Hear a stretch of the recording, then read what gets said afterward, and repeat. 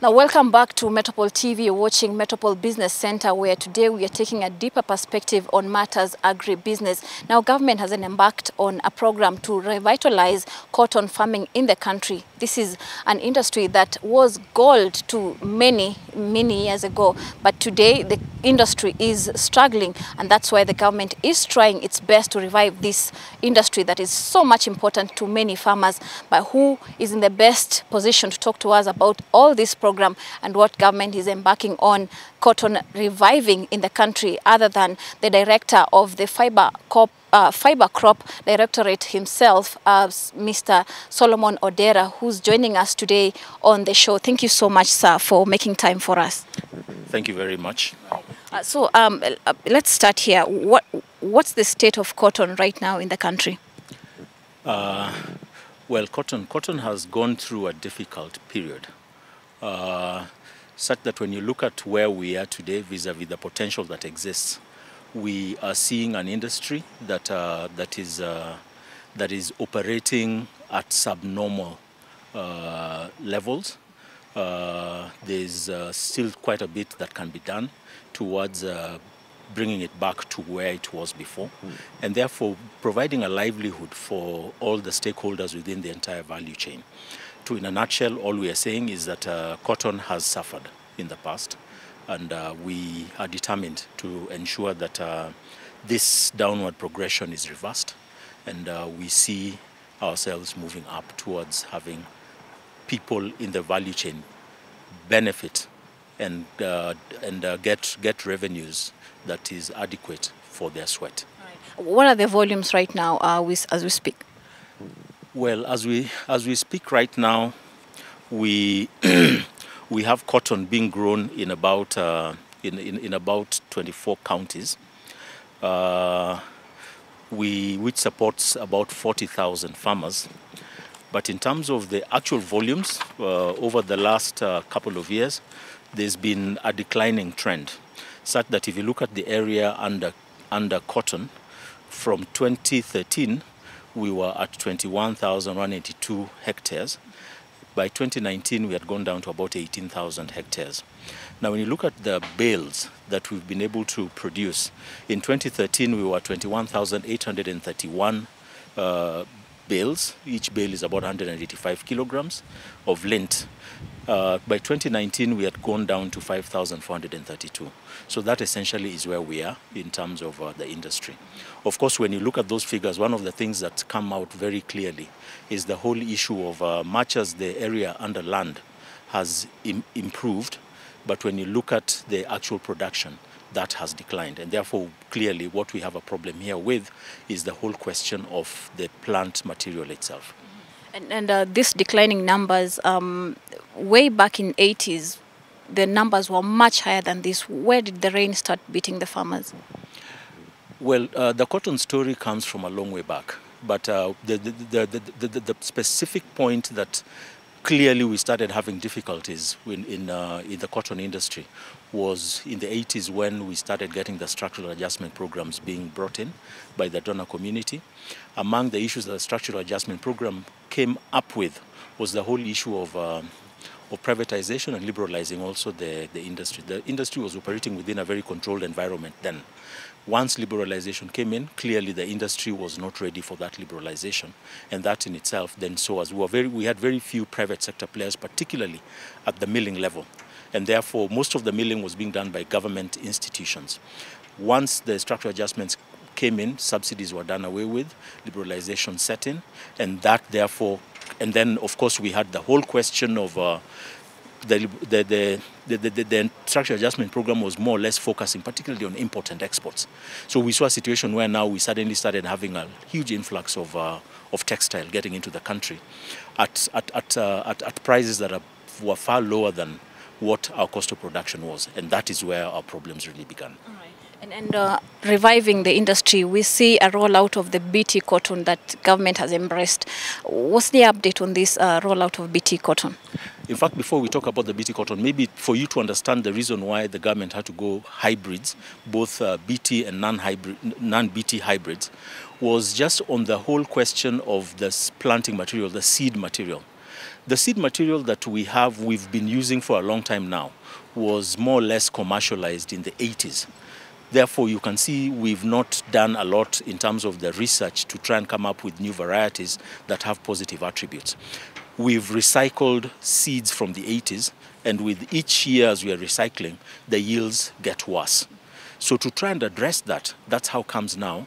It's multi-pronged. The whole question of both non-BT hybrids and BT hybrids came in. But even as we are doing this, we are also cleaning up some of the traditional seeds that we have here, just to try and also get them also, so that we don't lose that germplasm, so that we are having a multi-pronged approach in terms of supporting farmers when we are talking about seed. Now the BT, the beautiful thing about BT is the whole question of the positive attributes that it has. One of the thing is the whole question of the yields. It has so much, the yields are much higher than what the conventional ones have. The conventional ones are now averaging about 580 kilograms per hectare. But BT has a potential of about 3,000 kilograms per hectare. That is both BT cotton and BT hybrids and non-BT hybrids. So that clearly shows you that if we are able to deal with that level of the value chain, clearly the farmers will benefit greatly. Because for every unit of land that they cultivate cotton on, they're bound to get much, much more in terms of yield. Yes. And you've gone into giving us the importance of BT cotton and just how different they are from the ones that Kenyan farmers were used to planting. But so far, how much has this? I understand government was distributing seeds to farmers to start planting the BT cotton. How far is this program?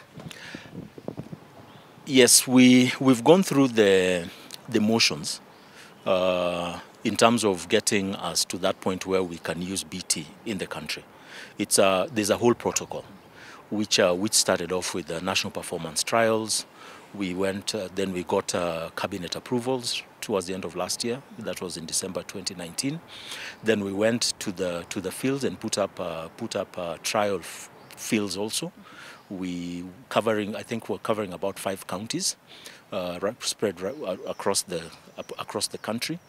We have engaged NEMA also. We are working with NEMA in this whole process, and we are at that point right now where we did distribution of seeds in the eastern region, because this is the season for eastern farmers to plant cotton. So we did the CS Agriculture did the distribution of the seeds, the BT seeds in Eastern, the whole of last week, and that is where we are at. Yes. And when you talk about BT and people are asking, so will these seeds be able to be grown anywhere in the country, or there are some specific regions that will only be favorable to cotton? I mean, this kind of cotton farming, because I'm sure those who are doing cotton farming before and they hear there's this BT hybrid and they want to go into cotton farming. So will will this be viable in all areas? Yes, the BT cotton can grow in any ecological zone that is suitable for growing cotton. Yes. So right now we are looking at all the 24 counties that have potential for cotton production, in terms of moving into the space of having the BT hybrids and the non-BT hybrids. Yes. What's your expectation once this when they grow this? To how much are you expecting to increase the volumes to, let's say, in the first harvest? Well, we are at that point where we cannot definitively tell you that these are the quantities, but we had planted for the BT, because BT right now have just been distributed. But as I mentioned before, it has the potential of producing as high as 3,000 kilos per hectare. But we did distribute what you call non-BT hybrids early this year in March and April. These were basically in counties whose planting season is in March and April. These are counties basically in the western part of Kenya and the coastal area and some sections of the Rift Valley. The results so far, because they are at that point where they're about to start harvesting, are extremely promising. Yes, in comparison to the conventional seeds that we've been using in the past. Yes. And sir, some of the reasons why probably some farmers slowed down in growing cotton was because of the prices. So with this revitalization program, do you have any incentives to the farmers who are willing to take up cotton farming? Yes, I think government has come out very clearly that this is some space that they would want to focus on, and it's clearly flagged out even in the Agenda 4, where under the industrialization pillar. To try and support the industrialization part, of course, we must have the raw material. And the raw material, one of the incentives I think we've been talking about is the whole question of provision of high quality seeds. But for a farmer, I think a farmer would be very keen in terms of also knowing whether there's a market for his produce at the end of the day. Now, from the government side, there's the government initiative of buying Kenyan, building Kenya, and it has started off by clearly giving a clear policy direction that all fabric that will be used by government institutions will have to be produced from a locally grown cotton. That is one. Secondly, you do realize that Rivertex has been revived. Rivertex is the single largest producer right now, miller right now, and Rivertex in itself, that's a government entity. Rivertex in itself will be a pretty good market also for our farmers in terms of its produce in the final analysis. Yes. And you mentioned market, and I'm thinking for government to decide to revive the cotton industry, is there a market outside Kenya that you see, the global market that you are aiming to distribute, rather to export this crop? There's a market. We have markets internationally. But as a strategy for now, we are trying to focus a lot on the local market. We need to optimize and try and see how much of this local market we can service. And we are doing so also by, when we provide some of these incentives, the minister also recently gazetted the regulations that are governing the cotton subsector. And that in itself will once, as we are going on implementing it, it's inevitably bringing order to the industry and therefore ensuring that farmers are able to get their produce sold and they're able to raise revenues for their own upkeep. Right. Yes. How much is it going to cost to revive this industry as we talk? We are looking at about 5 billion shillings over the next 5 years. Yes. And anything already in the account for that? Well, over the last 2 years, government has already put in upwards of 260 million shillings, and that we are looking at an increase. And this support has largely been at the level of basically trying to support farmers by way of seed provision and other input supplies. Of course, as a directorate, we are also trying to build capacities of the farmer institutions together with the county governments, so that then once we are able to sort out that part of the value chain, then clearly, because as we sit right now, the installed capacity for ginning is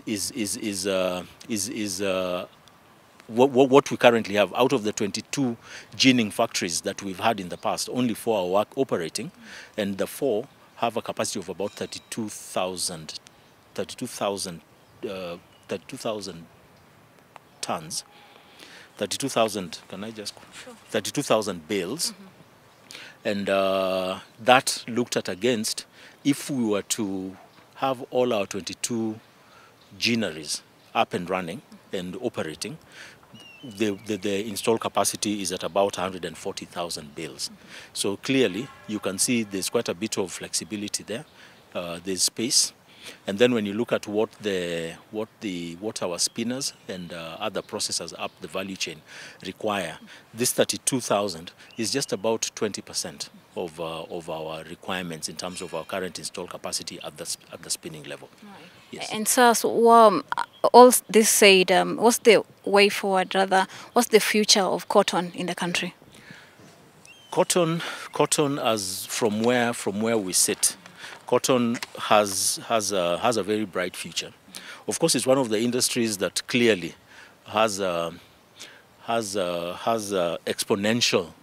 It has exponential potential in terms of just trying to put money into pockets of all the players in the value chain. Now, we have been one of the issues that you're aware that we've been engaged with the US in terms of negotiating new trading arrangements with them.